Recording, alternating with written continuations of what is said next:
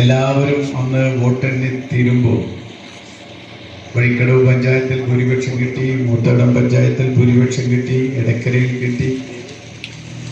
അന്നൊക്കെ ചാനലുകളിൽ എഴുതി കാണിച്ച ഇതൊക്കെ അമരമ്പലം എണ്ണുമ്പോൾ അട്ടിമറിയുന്നതാണ്. അമരമ്പലം, നിലമ്പൂരും കരുളായി എണ്ണുമ്പോൾ ഇതൊക്കെ അട്ടിമറിക്കപ്പെടുമെന്നാണ് ചാനലുകളൊക്കെ പറഞ്ഞത്. പക്ഷേ 2016-ലും 2021-ലും അമരമ്പലത്തിന് പറ്റിയ അമളി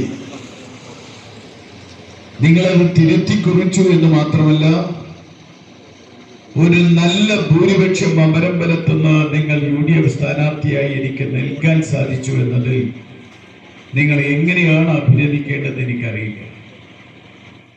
നമ്മളെ സംബന്ധിച്ചിടത്തോളം നിരവധിയായ കാര്യങ്ങൾ നമുക്ക് ചെയ്യാനുണ്ട്.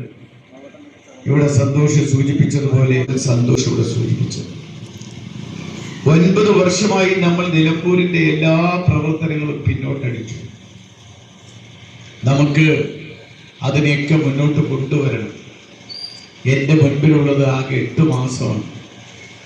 ആ 8 മാസത്തിനിടയിൽ 9 വർഷം പിന്നോട്ടടിച്ച പ്രവർത്തനങ്ങളെ മുന്നോട്ട് കൊണ്ടുവരാൻ കഴിയില്ല എന്ന് നിങ്ങൾക്കും അറിയാം.